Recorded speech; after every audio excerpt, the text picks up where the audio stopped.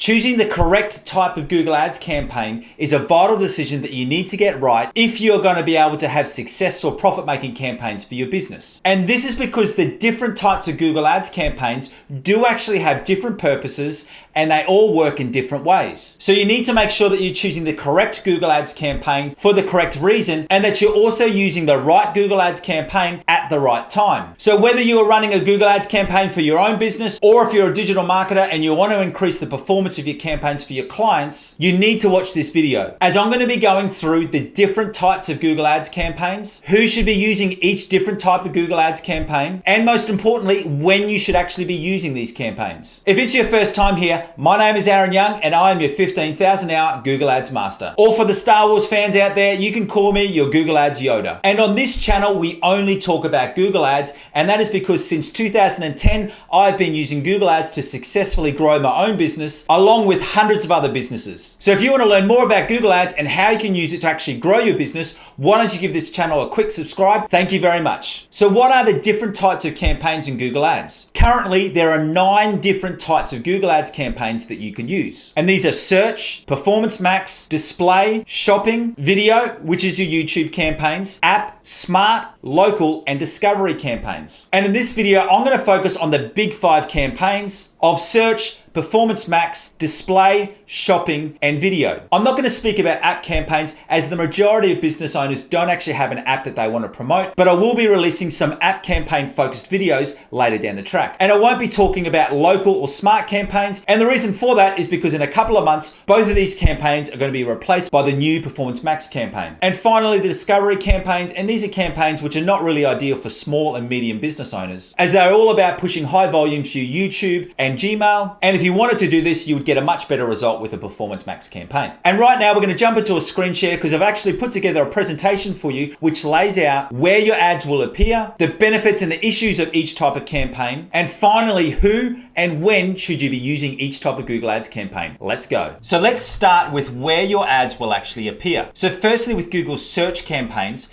these ads will appear on the Google Search Network, and they can also appear on search partners like ask.com or dogpile.com. Now, if you're like me, many of you would have never have heard of any of those other sites, but essentially your search ads are those ads which appear when you type a search into the Google search bar. And secondly is your Performance Max campaigns. And these ads actually appear on the Google Search Network. They also appear on the Google Display Network. They can also appear within someone's Gmail account. They also pop up when you're on YouTube. Basically, your Performance Max ads will show anywhere where Google is allowed to run ads. And then we come across to your display ads. Now, these are the image-based ads, and they will show on Google's display network and also Google-owned sites like YouTube and Gmail. And then finally, they'll show on any website that allows AdSense. And if you're unaware what the display ads are, if you've ever been onto a website and then you feel like for the next 1 to 2 weeks that company is following you around the internet, whenever you go and check a news site or whenever you go and check a sports site, you're seeing their ad. This is the Google Display Network. The fourth campaign option is your shopping campaign. Now, these are the actual product tiles that you see which appear above or beside the Google search results. And then depending on the country where you're from, there is actually a dedicated shopping tab in Google search. And these shopping ads can also appear on the Google search partner sites. And then finally, with your video campaigns, the better way of thinking of video campaigns is YouTube, is that these video ads will appear on YouTube. If you've ever gone on and watched a YouTube video and you see those ads at the start of the YouTube video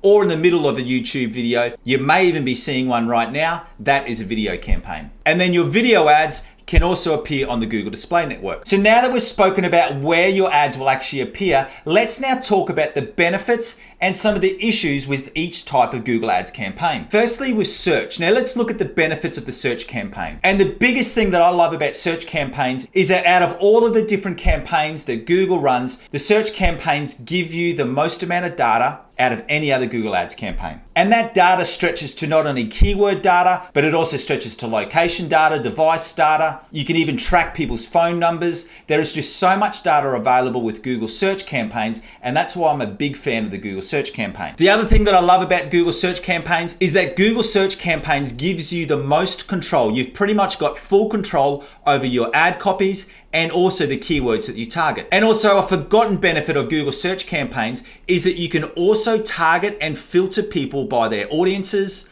by their locations, and also by their demographics. Now, some of the issues with Google Ads search campaigns is that you do have to make sure that these are actually set up and structured correctly.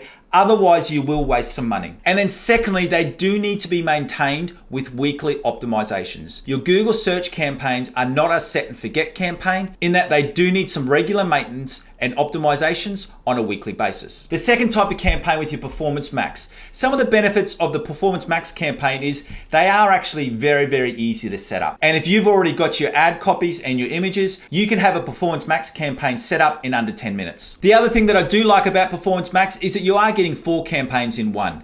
When you launch a Performance Max campaign, you're actually also launching a search campaign, a display campaign, a shopping campaign, or a local campaign if you're a service-based business rather than an e-commerce store, and also those video or YouTube campaigns. Unlike some other smart and automated campaigns, Performance Max does actually give you some control over ad copy and images. Now, the reason why I emphasize some is that you do get to input the ad copy and the images, but Google will still complete some split testing on those ad copies and images. And another benefit is that you do have some limited targeting options. And the limited targeting options in your Performance Max is that you are able to put in some different keywords, some different audiences, and some different demographics. And in Performance Max, these are called audience signals. But some of the issues with Performance Max is that Google will still override any targeting options you enter. Some people may not be aware, but just because you're entering keywords and audiences into your asset groups in your Performance Max campaign, Google actually will still override, and they will still try and find other results in other audiences and in other keyword themes. This may sound like a positive, but the negative of that is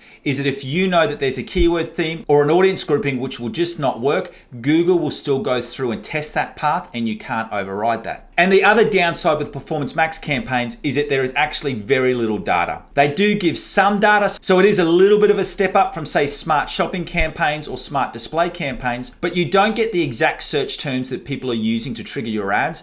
And you also don't get a lot of data when it comes to the audiences which you're converting. They're very much all grouped together, and you can't put together an exact profile like you can do on a search campaign. For your display campaigns, the benefits is that you actually do have a lower cost per click than search or shopping campaigns. And I will generally find that you are only going to be paying around about 30% of your CPC if you've got some active search or shopping campaigns running at the same time. The other great thing that I love about display campaigns is that they are perfect for remarketing, in that you can keep displaying your image ads to someone until you get a result. And the other thing you need to remember with that is that you're actually not paying anything until someone actually clicks on your ad. So after they interact with your website, they may see your image display ad another 5 times before they actually click on that ad, which means that you're getting 5 product or brand reminders for the cost of 1 click. Some of the things that people don't like about display campaigns is that they do have lower click-through ratios, and these will generally be under 0.5%. And also as well, you don't get as much data as what you would do in a Google search campaign. Let's now move on to the benefits and issues with shopping campaigns. Now, as the name suggests, is that this campaign is specifically designed for product sales. And the other thing that I love about shopping campaigns is that it actually shows your price. Now, some people see this as a negative,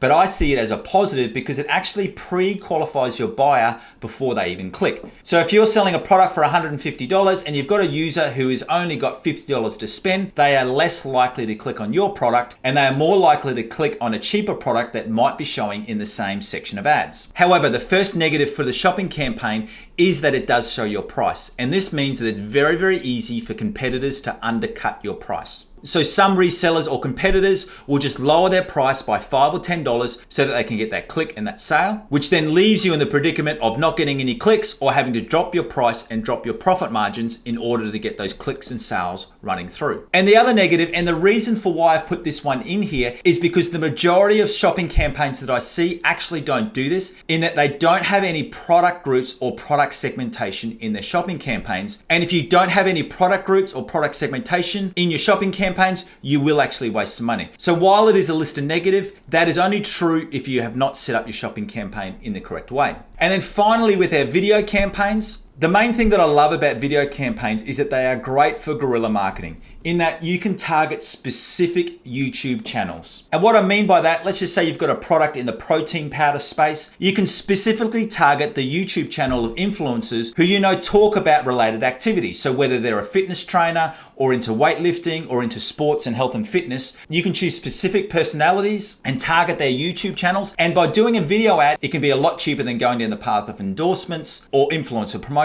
And the other benefit is that it's actually a video format of an ad, which means that people actually get to see your face or physically see your product. And the final benefit is that I do like is that you can actually get data broken down per channel or per topic. So going back to point one, if you're actually targeting 3 to 5 different influencers, you can actually look at the data and see which individual YouTube channel is driving the high level of conversions or sales for your product. Some of the negatives is that it's very easy for people to skip your ad, and also as well is that you're actually interrupting someone from watching their YouTube video. And then finally, let's talk about who and when to use these different types of ads. So for search, I'm very strong on this, and I think that every single person, if you're running anything on Google Ads, you should always have a search campaign running. And this goes whether you're service-based, whether you're selling an e-commerce product, whether you're business to customer or business to business, you should be running search. And one of the core reasons for that is, remember on my earlier screen where I said that search gives you the most amount of data. Even if it's only a smaller campaign and it may not be generating as much profit as your other shopping campaigns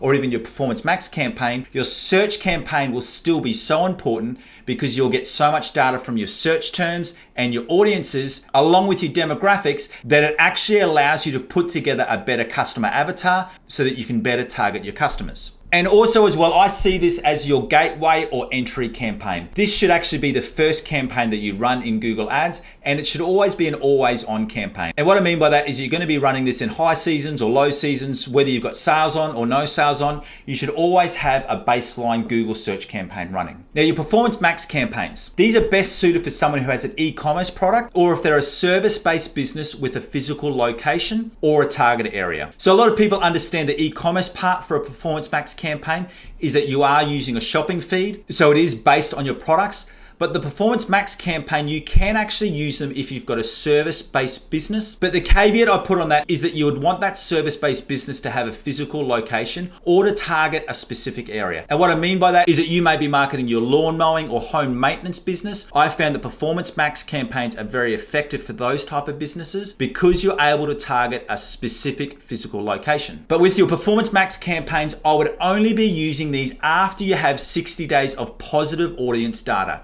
Now, what I mean by positive audience data is that I mean that you've had 60 days of where you're generating a good level of conversions that you're happy for.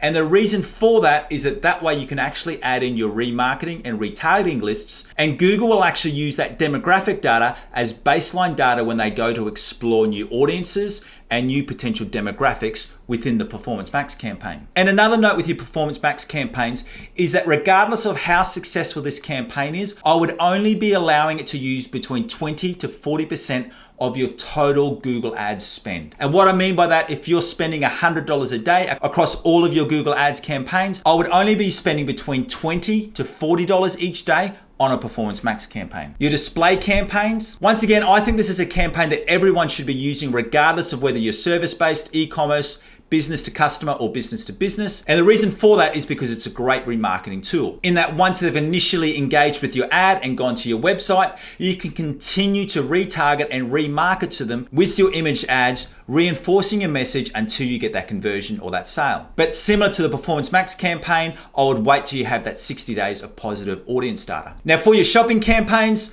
obviously, this is only for e-commerce only. So to run these type of campaigns, you do need a product feed and a product that you can actually sell online. Now, one thing that I would note with shopping campaigns is that I wouldn't use these if you have any current retail deals with a large supplier. If you've got a product deal with a company like Walmart or in Australia, something like Chemist Warehouse, I wouldn't be running shopping campaigns at the same time as large mega stores. And the reason for that is you're just not going to be able to compete with their budgets, and potentially you're not going to be able to compete with their pricing. So you're better off to wait until they are not actively marketing your individual products with their own shopping campaigns. And shopping campaigns are great when you have some promotions, and these could be company-based promotions, so your own promotions, or they could be well-established promotions like your Black Friday sales or your Christmas promotions or your Valentine's Day promotions. Shopping campaigns are great for this because you can actually have cross-out prices on your ads so people can see your current discounts or the amount of money they're going to be saving before they even click on your ad. And finally, with your video campaigns, these are great for any business once again, especially when you want to get your face or your product in front of specific groups of people who watch certain channels on YouTube. So remember when we spoke about that guerrilla marketing, I think this is the best way that you can use YouTube channels where you actually want to target individual YouTube channel personalities, but put your product or your face in front of them. So regardless of which type of Google Ads campaign you're going to use, remember that I said everyone should be using a Google search campaign. And if you're going to be using a Google search campaign, you need to make sure that you know how to optimize that campaign correctly. And what I mean by that is that you need to know exactly what you need to optimize in your Google Ads account every 72 hours, every week, every month, and every 90 days. And to help you with this, I've put together my Google Ads optimization checklist. And this checklist will let you know exactly what optimization actions you need to complete today. So to get your free copy, why don't you follow the link in the description right now? Now that we've discussed the different types of Google Ads campaigns, I've actually got 2 different step-by-step campaign setup tutorials that you can use. If you want to learn more about Performance Max campaigns and how to set them up, I want you to go through and watch this video right here. Or if you want to learn more about display campaigns and how you can use them to grow your own business, plus how to go through the step-by-step process of setting these up, why don't you go through and watch this video right here? As always, it's been my pleasure teaching you more about Google Ads, and I look forward to seeing you on our next video. Thank you.